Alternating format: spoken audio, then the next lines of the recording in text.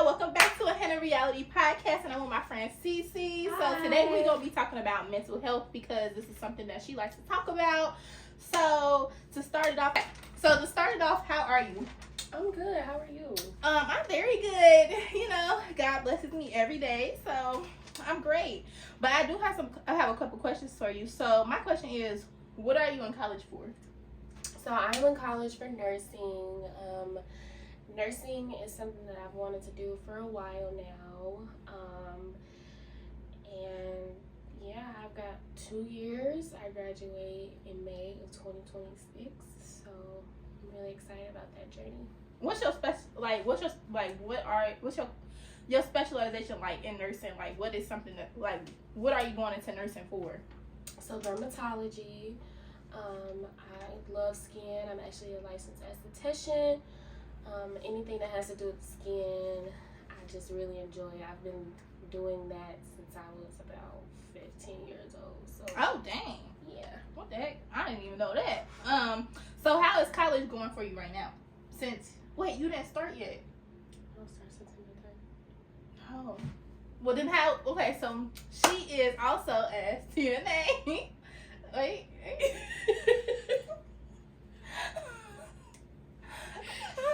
She's also SCNA. Yes. So, can you explain about that and your journey with doing that? Yes. So I work as an aide at a hospital here in Cincinnati, and it's okay. I mean, I'll just be honest with you. It's okay. It's not really what I want to do.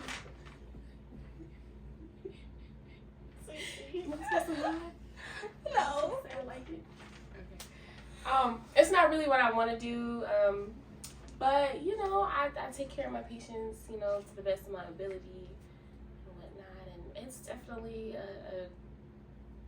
a journey with it. Just learning everybody's personalities and just working night shifts. It's just a lot. Yeah, I'm managing.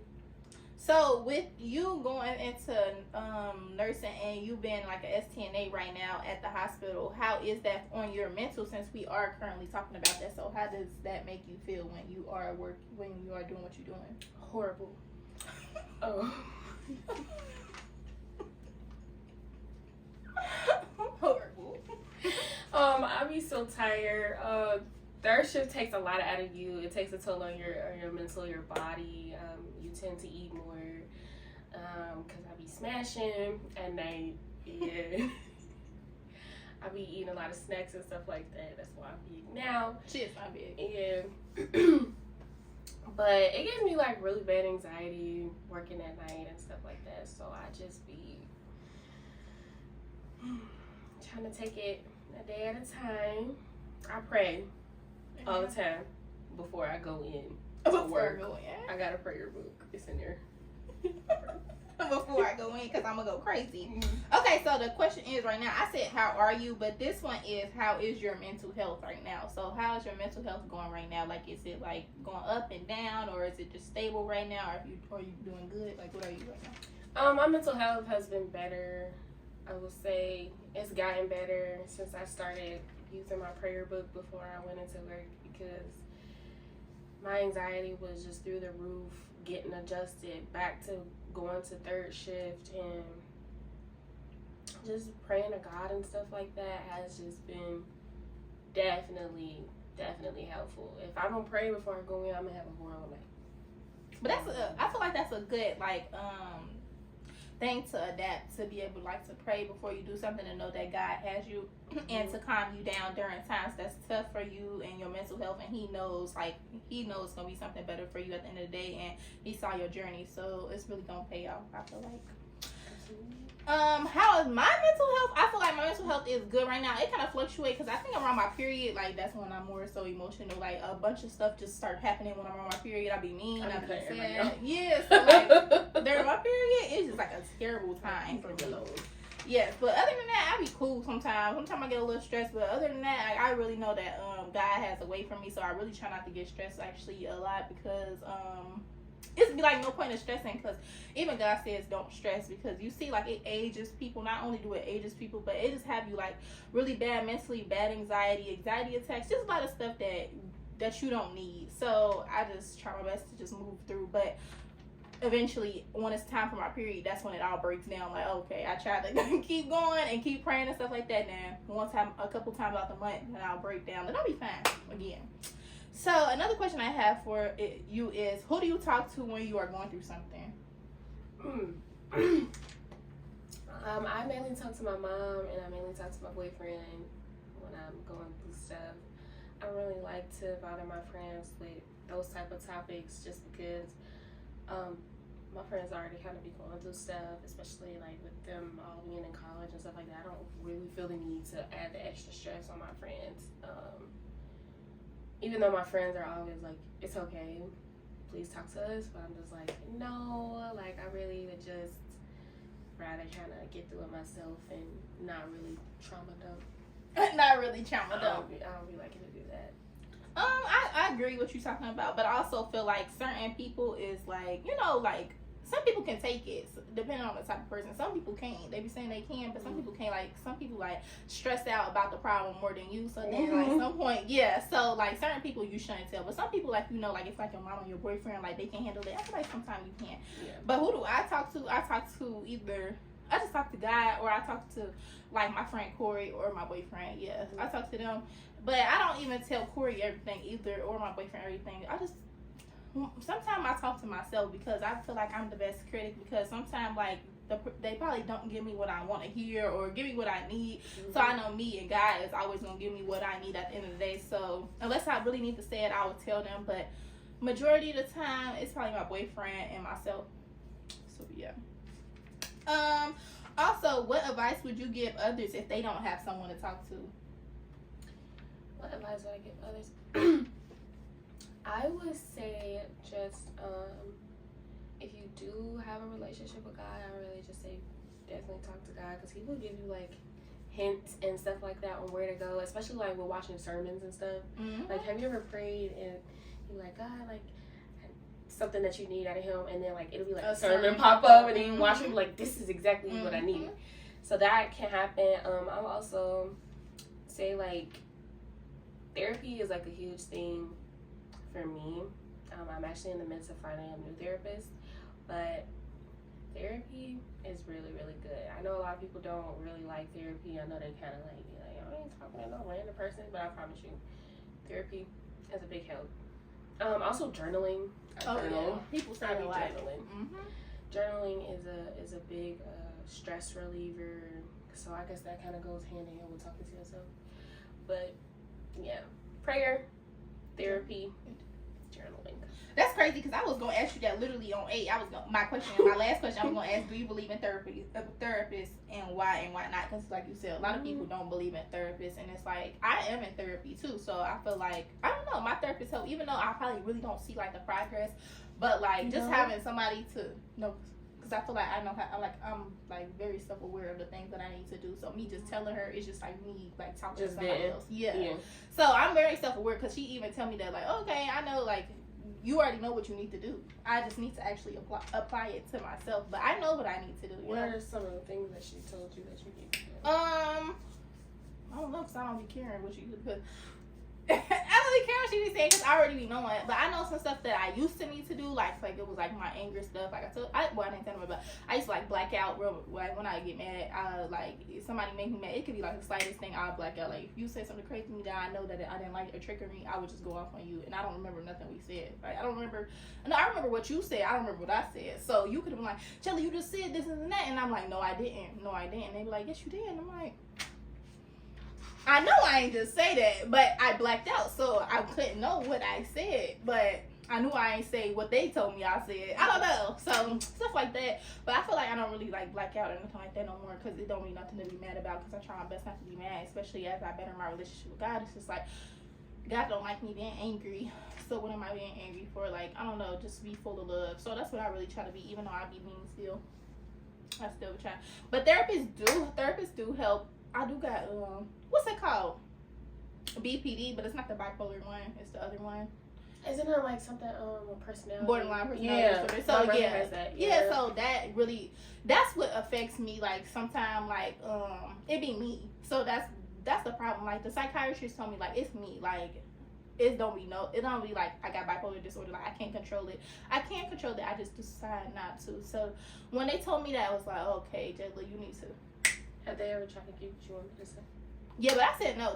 But they said really therapy and like medicine help if you want medicine. But like I said, I'm very self-aware, so I don't need medicine. I know what I need to do and like to better myself. But I do recommend therapists. If I don't recommend medicine though. No, I don't recommend medicine. I think medicine really kind of. I feel like medicine makes it worse. Mm-hmm. And then when you try to get off of it, you go through withdrawals. Mm-hmm. I don't like medicine because I've seen it happen to multiple people in my life that have gotten on medication for like anxiety or like depression and stuff like that, and it make it worse on them. Actually, or when they're taking the medication, it actually makes them unproductive, or they don't want to do nothing. Yes, they don't want to do nothing. And I really feel like if you can try and find alternative ways instead of medicating, I would recommend doing that first. For a fact. Because they try to give me that for when I had like the anxiety attack. They try to give me like the anxiety and depression medicine. Mm-hmm. I said no, thank you. I'm fine. Like, do you want to start on Lexapro? Yeah. I was like, I don't want that. I said, what that do? Made me feel like it's not be. That's what I'm saying. For a couple weeks, but after that, you'll be fine. I know a couple friends that was on that. I said, I don't care about you and your friends. I don't want that. I don't want it. Yeah. So, no medication, but therapy, yes.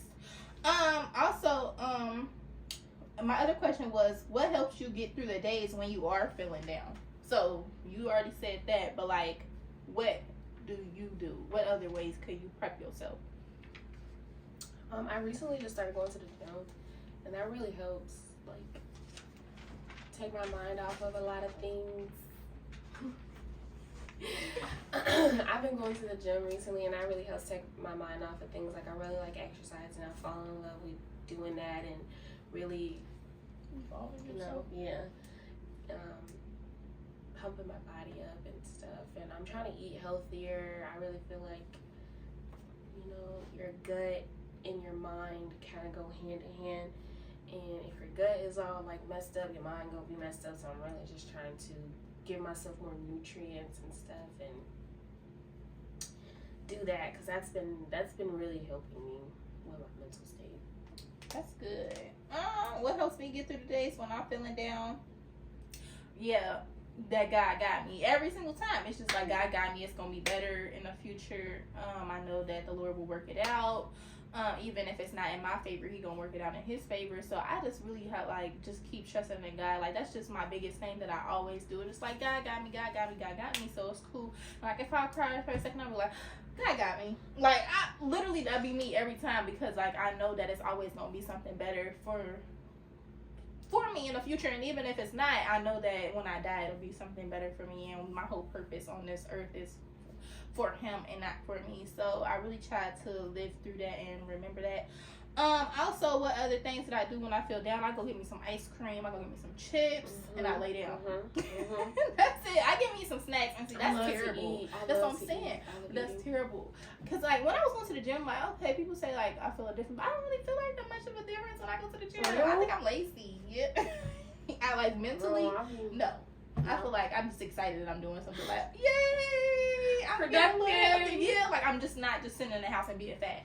That's what it makes me feel like. But overall, like, I feel like my mental change, I don't know. No, but I see a lot of people that say that do help them. And God actually wants you to go to the gym too and work on your body. So, hey, until one day. Maybe next week, maybe 2 weeks, one day. But I have a question. So, when did you start having problems with your mental? I started having problems when I was 11.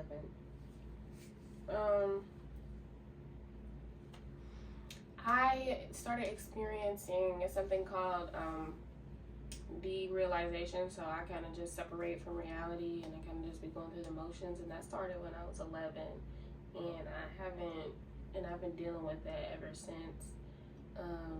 It caused me to be really depressed, and then my mom, she ended up putting me in therapy. And my therapist was trying to find me some alternative ways to help me with that. So I've been going through that for over a decade. What is that? So basically, it's like when you really just start to like separate from yourself. Like it really feel like life isn't real, or you are just living. You're just looking at yourself from a different like perspective, and it kind of just causes you to disassociate. Like it'd be like, oh, like I know there's people here, but it don't really feel real. Like you just kind of feel like out of your body. So you rather be by yourself? Yeah. And I hate lights. Lights are very overstimulating. Man, at work, them lights be so overstimulating. I like to lay in the dark. I got blackout curtains in my room. Oh gosh, you don't play. And my boyfriend be like, "You a vampire?" And I'm like, "I know. I hate lights. I know. I Anything hate that lights. to do with lights. Oh gosh, it triggers me so bad. Why? I don't know. Like I just be like, I want to lay in the dark. Like I love laying in the dark. I love going to sleep. Like, I love going to sleep. I do. That sounds depressing. It is. Oh, okay. Yeah, it doesn't sound like that. Okay, so how did it start though? There's not like really like a point in time on why it started. It just happened like just one day. Like I just became really hyper aware of myself, and I was just like, oh my gosh. And I started freaking out ever since, and it never stopped. Like ever. What does hyper aware mean? Hyper aware, like how did what you mean? It's so hard to explain. It's like, oh my gosh, my hands are real. What is this? Like I just started to be like, so you started freaking out about normal stuff. Yes. Oh, okay. Yes. So do you still do that now? Yes. Even about the hand thing? Yes. Really? Yes, it's bad. And my heart started beating. I feel like I'm about to throw up. And anxiety bad? Yeah. And I'll be starting to sweat, and I'll be like I left work one time because it was so bad. I'm like, oh my God, I was shaking like this. So what do you do though during those times? Pray. Pray. Because the devil be trying to attack me. Yeah, and I know it. He do. Like saying you cannot have me. Period. I rebuke you. Mm-hmm. But yeah, and then like me and my mom, we work at the same hospital. Yeah, I'll be telling her. Oh, y'all work at the same hospital? Yeah. What the heck? Okay, that's nice. I'll be telling her like I'm having an anxiety attack. She told me to come on her floor. Okay. She's praying for me. See, that's a blessing. She be praying for me. That's a my blessing. mom is a prayer warrior. That's a prayer warrior. And you said that you wanted to go where? Where? You said you wanted to switch out, or did you go switch out? I don't think I can. Try to get that discount for school. Oh my gosh. Okay. So with your mom working there, does that make you feel better? Yes, 100. Like if she left and she wasn't there, how would you feel? I would feel sad because I'd be going up there to visit her and it'd be nice. And so y'all work third shifts together? What the heck? That's nice. Yeah, I work on floor 11. She works on floor 14. And do y'all leave out at the same time, right? No, since she's a nurse, she kind of leaves way later than me because they be having to give report and stuff, and I just be walking out. But during the night, we be going to the cafeteria together. We be going to eat lunch together, and it's just really nice. Like, wow, that's cool. Yes, I love her so much. That's nice. She's been my rock through everything. That's a blessing to have a mama like that, to even be able to pray over you during times like that. Mm-hmm. Because sometimes I wish, I had somebody that was older than me to show me and guide me different, just different ways in life, and like from a great Christian perspective, like not like even great, just like a better Christian perspective. Because I feel like I am like the ones in my family, like I feel like I am like the most like more in tune with God. Like maybe they are, but they're not like open with it, or they don't really like talk to me or try to do like prayers and do all of that other stuff over me. So it's just like I wish I had something like that, but I am currently joining my church stuff, and they'll have like a group from ages 13 to 35. I was telling you about the thing. Mm-hmm. So I'm joining that. Me and my friend gonna join that, and hopefully I find people that can help me and speak life into me within this Christian community, and let me know I'm not the only person that be going through stuff, and because it's just like a lot to go through the whole Christian walk too, and I just be wanting something like that. So that's a blessing that you have like something like that at home to even experience that. But I'm going to answer the questions too, because because I almost forgot before we end this. When did I start having problems with my mental? I don't know when I started having problems with my mental. I feel like when I became like a teenager, probably like 12 or something like that. Like I'll be arguing with one of my parents or something like that, and that'll when it'll affect that. I don't feel like parents know like when you argue with them or things that you say to kids and stuff like that affects them and how like they view certain things or just whatever you say, it sticks with kids, especially at certain ages. So yeah, so I feel like during that time, that's what really affected my mental then, because then it was like nobody really like bullied, and if I did have somebody that was bullying me, like it didn't affect me like, oh, she bullied me. It was just like, oh, now she just hit me for no reason. Like I didn't take nothing as bullying, because to me in my head this is like oh, like I don't know, like some people got bullied, but I don't know, I feel like I never got bullied. But you can get bullied by your parents, and I feel like in certain circumstances, like depending on what you say to your kids, and you know they can't say nothing back, I feel like that is bullying. So yeah. Did high school take a toll on your mental health? No. So I feel like it was just at home. I just didn't want to go to school, but I feel like it was just at home because like I would think that high school took a mental toll, but I didn't have no friends. I had only a certain amount of friends. Like a lot of people really didn't like really care for me at school, which I didn't really care about. Like I was just a person like I'll be cool. Like if you don't like me, that's fine. I don't like you either. So I be chilling. No, I don't feel like high school really did at all. I feel like I was just ready to get through high school. Like we'll just get through high school. But I do feel like when I was younger and like what parents say or anybody say to you and how they act towards you did affect me and how I view certain things and how I view myself. Even if you was talking about like, oh, you getting big or you getting skinny, like that affected how I view myself too. Because now I'm looking in the mirror like, oh, if I feel like I'm getting bigger now, I'm like, oh, let me starve myself. Let me not eat too much because they gonna say I'm getting bigger. Then when I get bigger now, I feel like it's just like. And when you get skinny, they call you a cookie. Yeah, like you just don't win with black households. So stuff like that. And then, like I just explained how to get started. It started from, parents and like family or whatever somebody said. That's why I just prefer to just be by myself or be with, I feel like friends that don't say mean stuff, like, or don't say nothing because, I don't know. It just triggers me and make me think about when I was younger, like, oh, it's certain things. So I just. What are some things that friends can say that like that's mean to you? Can't no friend say nothing that's mean to me. What could no friend say to me that would make me like, dang? I don't know. Maybe if I'm talking about like my family issues and then they say like I don't care or they not like really listening or something like that, that don't really hurt my feelings. So that's like, oh, okay, I won't vent to you no more because you're not listening to me. You don't care about what I'm saying. Yeah. So or like, or like if you try to talk to like a friend about something personal or you know something that you're kind of going through with somebody else, and then they be like, you know, they'll try to give you advice or whatever, and then like if you don't really like go through it like with their advice again, and you tell them like, hey, you know, this happened, and they get mad at you and they blow up, and I'll be like, I'm never talking to you ever again, because I feel like you're supposed to like with friends. I have the most grace with my friends because everybody like kind of heals differently or they try and that's what I have to learn. So I just be like, you know, being mean to them, that's not it.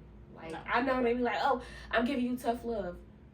You being mean, I don't like that. You being mean, that ain't tough love. That's mean.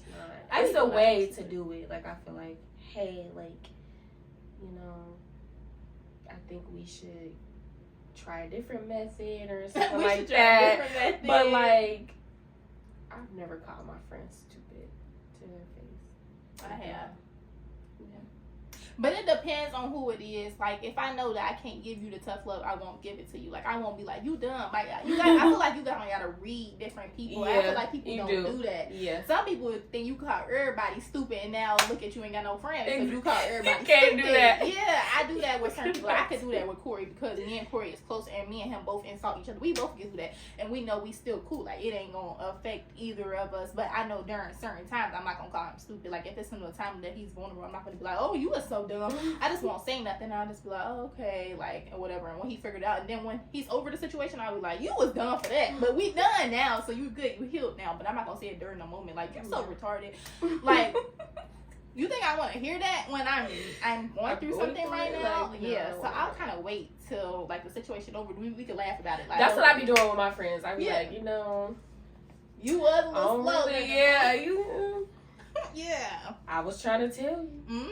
Yeah, during that time I could do that, but during the situation, no. But you do have to read your friends out, because some people are more sensitive than the other, and the other person is more tough than the other, and whatever. And I feel like in my situation, gotta know your friends. Yeah, I feel like I'm both. Like I don't think I'm really that sensitive, but I feel like people don't take in consideration that I could be sensitive, and that's what kind of hurt my feelings a little bit. Because like, dang, I take in consideration that you could be sensitive, so why don't you take in consideration that I could be sensitive? Like, I feel like people don't have no filter with me because I don't really have no filter, but I do have a filter. I kind of like I said, depending on the person, I kind of like, I'm not going to say this to you because I know this will hurt your feelings, or I'm not going to say this to you. I'm just keeping it in my head. But I feel like people don't do that to me because they think like, okay, she's not really sensitive because she don't really talk about her feelings, or I don't really see her too sad, or she always happy. So it just seemed like, oh, okay, I can do whatever, or I won't check up on her because I feel like I always see her always being happy, or I always talk about God, so I just want to make sure she good, and I want this and that. So that's one thing I don't like. That would do hurt my feelings. Like, oh dang, I ain't gonna check up on me because I'm happy, like because it looks like I'm happy. I could be faking this whole time. You would think I was just happy. I don't know. That's weird to me. Word. Yeah, but that's really it, I guess, because we are a little busy. But I hope y'all enjoyed this podcast. This your first time? Yeah. This is CC first time coming on here. I thank you for coming. I think CC for even coming on here. This is her first time, so give her grace. She's wait, you don't be on social media, girl? Yeah, well, I'm not gonna put her social media down. But when she is a dermatologist and she get her page for this stuff, I'm gonna make sure she comes back and she gonna show y'all. But anyways, make sure y'all like, comment, subscribe, and thanks for watching a Henna Reality Podcast. And bye, y'all. Bye.